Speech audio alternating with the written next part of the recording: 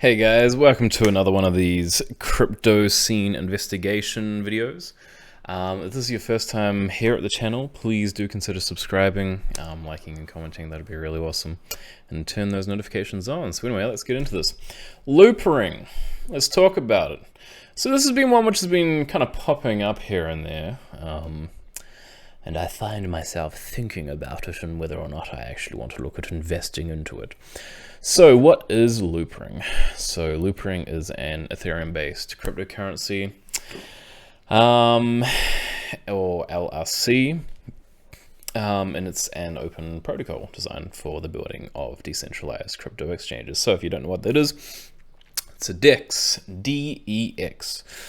There's been a bunch of those which have been happening recently, and usually when IDOs happen, that's a pretty good time to jump into these things. So let's have a look at what's been happening over this. So as we can see, so over its time, according to Coin Market Cap, we sort of started pretty low, and then we got something a little bit in 2018-ish. I mean, remember when all of that jazz happened, and then we went all the way down. It looks like nothing's really been happening with Loopring all the way since 2019. To be honest, my personal opinions, by the way, with anything which I say in this video, none of it is to be considered as financial advice. Because, yeah, it shouldn't be considered as such. Yes, I don't know what else to say to that. So yeah, so it looks like it's exploded. Do I know what has caused this explosion? No, I do not. After looking into it and doing a little bit of research on it, I really have not found much, which really kind of makes me go, yes, this is the next best big thing. One of my problems to begin with is the fact that it is a Ethereum-based cryptocurrency. And the reason why I say that is because gas fees, my guy. Gas fees, and honestly, I mean, I'm just not big on Ethereum, to be honest. I mean, is it too late to the party with Ethereum? No, I have heard some pretty bullish news when it comes to Ethereum. But is it the begin all end all? I would not say that. So anyway, next part. So what are we looking at here? We can see Etherscan. So what can we find here? Not too much. Actually, let's have a look at the holders. That's probably going to be a good thing to have a look at. Holders. Supply, this looks okay. It doesn't look like any one person has a major control over the market, so that's actually a positive. So let's move on. This doesn't really tell us much, to be honest. Usually you probably go in here to look at holders. But yeah, I haven't really seen much regarding that. Token sniffer, 60 out of 100 medium risk. So this is less risk than something like our dear old Shiba Inu. But yeah, yeah, I don't see anything which kind of stands out to me as really bad. All other holders possess less than 5% of token supply. Well, it contains a substantial amount of tokens, which could have a large impact on the token price if sold. I mean, really, if we jump back to the holders, I mean, yeah, like, if this guy sells all of his, like, that will influence the price, definitely. And I mean, maybe even if all of these guys were to sell, I mean, sure, but I mean, to me, it's not drastic enough to be like, wow, this is awful, this is a bad move, right? Like, to me, it's not big enough to be like, this is really bad, right? Like, I feel like it needs to be a little bit more kind of threatening than that, right? So we'll see if we can have a look at this on the BSC Risky. Let's have a look at this. So it's going for $2.30 at the time of doing this. Token owner. Okay. Wow. Okay. So it cannot find its contract owner. Interesting. Cannot check dev wallets. Okay, so those are definitely concerns to be looking at. So buy and sell, that's fine. Doesn't look like there's any extra text or anything with that. Yeah. Anyway, let's continue. So these are the subreddit stats. So what can we find about here? What can we find? So it looks like, can we see, is there maybe a longer period of time? I don't know how long this has been around for. Yeah, it doesn't look like we can see anything longer than a year. I'll see if we can find an all. No, doesn't look like we can. Can we zoom out? Yeah, unfortunately. So it looks like it was only really started in September the 1st. So, yeah, don't really know what to say about that. Don't really have any big or great comments regarding that. Let's see in the last week how many things. Okay, all right. All right. So subscriber rank. Okay, so lower is better. Cool. So that's good. So it looks like in terms of interactivity, so it looks like it did see a bit of a height there. So it looks like we got about a height there, and then so slowly decreasing. But it's kind of interesting because I have seen a bunch of things. So r/cryptocurrency, I saw something speaking about this, and so that kind of made me want to dig a little bit deeper with this. So it's a bit surprising that that's not a bit higher, to be honest. Yeah, I would have expected probably a little bit more, so, but that's okay, we can continue looking. Lower is better, okay, still don't know what that means, but that's okay, moving on. Posts per day, so it looks like middle of November was quite high, and again, so community interaction, Loopring.